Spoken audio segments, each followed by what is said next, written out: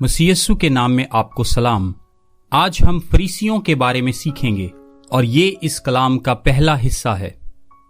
नए अहद नामा में यहूदियों के फिरके फरीसियों का जिक्र इनफरादी या इज्तमाई हैसियत में 98 से ज्यादा मर्तबा आया है। लफ्ज फरीसी का मतलब है अलग किया हुआ। वो यीशु मसीह के दुश्मन थे। यीशु मसीह की तालीमात को समझने के लिए फरीसियों और उनके रवैयों को समझना भी बहुत जरूरी है। लिहाजा हम आज और कल दोनों दिन उनके बारे में सीखेंगे। इस्राएल का कोई भी फिरका फरीसियों से ज्यादा अपने मजहब के लिए सरगर्म नहीं था। मुअर्रिख जोसेफस का कहना है कि फरीसियों के फिरका में उस वक्त 6000 से ज्यादा लोग शामिल थे, लेकिन इस तादाद में उनके बहुत से पैरोकार शामिल नहीं हैं। आम यहूदी फरीसियों को बड़ी पसंदीदगी से देखते थे, क्योंकि उनको कोई भी फिरका ऐसा नहीं दिखता था जिन्होंने फरीसियों से ज्यादा खुद को खुदा के लिए वक्फ किया हो। अगर आप फरीसी बनने का इंतखाब करते तो आपको सबके सामने अपने ऊपर तौरात का जुआ लेने का वादा करना पड़ता, खुद को खुदा की शरीयत से मुंसलिक करने का अज़्म करना पड़ता।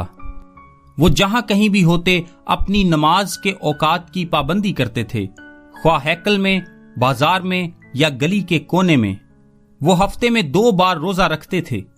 वो सिर्फ अपनी रकम ही का 10वां हिस्सा नहीं देते थे, बल्कि अपने पास मौजूद हर चीज का 10वां हिस्सा देते थे, यहां तक कि अपनी जड़ी बूटियों और मसालों तक का भी। खुदा के आइन से उनकी लगन की वजह से आपको लगता होगा कि फरीसी वादा किए हुए मसीह को जरूर गले लगाएंगे जब वो जिस्म में जाहिर होगा। ये तो ना हुआ, अलबत्ता वो जारहाना अंदाज में यीशु की मुखालफत करते रहे। उन्होंने यीशु की तालीमात और उसके साथ मुंसलिक हर शख्स की सख्त मुखालफत की।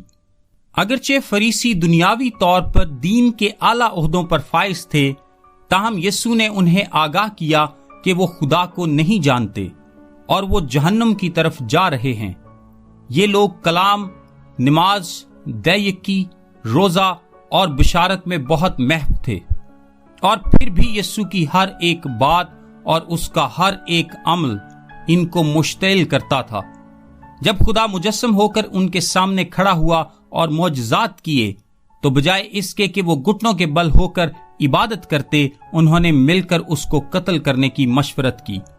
यीशु ने उनको सच का सबसे बड़ा दुश्मन करार देते हुए उन्हें खुदा के सबसे ज्यादा नापसंदीदा करार दिया। अगरचे यीशु ने गुनहगारों को खोई हुई भेड़ कहा, लेकिन उसने फरीसियों को सांप और अफई कहा। फरीसी अपनी तरफ से गहराई से कलाम मुकद्दस का मुतालिया करते और अपने ईमान के बारे में इंतहाई संजीदा थे।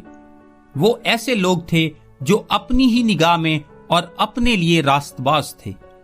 वो इस बात को बर्दाश्त नहीं करते थे कि कोई भी शरीयत से हटे, चाहे वो किसी की भलाई के लिए ही क्यों ना हो। यहूदी तालमूद के मुताबिक फरीसियों की 7 किस्में थीं जो मुदरजा झैल हैं। सबसे पहले नंबर पर कंधों वाले फरीसी। इस किस्म के फरीसी अपने तमाम अच्छे अमाल अपने कंधे पर बांध कर रखते थे ताकि सब उन्हें देख सकें। फिर दूसरे नंबर पर है थोड़ा इंतजार करो फरीसी, जो हमेशा किसी अच्छे काम को ना करने का बहाना ढूंढते थे। इस किस्म के फरीसी उन लोगों की जो उनके सामने होते थे जरूरियात को पूरा नहीं करते थे, बल्कि ये बहाना तलाश करते थे कि उन्हें किसी और की मदद करनी है। फिर फरीसियों की एक तीसरी किस्म थी जिसको कहते थे जख्मी फरीसी। ये वो फरीसी थे जो औरत की तरफ ना देखने की कोशिश करते हुए किसी दीवार में जा लगते थे और जख्मी हो जाते थे। इसके बाद एक और किस्म थी जिसको बोलते थे झुके हुए फरीसी। इस तरह का फरीसी सर को जाली आजिजी में झुकाए रखता था। वो हमेशा पूछता रहता था कि उसे बताया जाए कि उसका फर्ज क्या है, ताकि वो उसे पूरा कर सके, जैसे उसने पहले का बताया हुआ सब कुछ पूरा कर लिया हो। ये वो फरीसी थे जो ये मानते थे कि वो कोई गलत काम नहीं करते। फिर इसके बाद 5वें नंबर पर है हमेशा हिसाब रखने वाले फरीसी।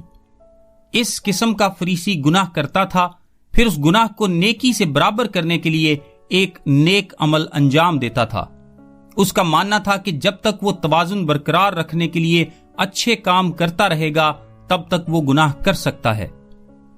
پھر اس کے بعد چھٹی قسم کے فریسی تھے، یعنی خوف زدہ فریسی۔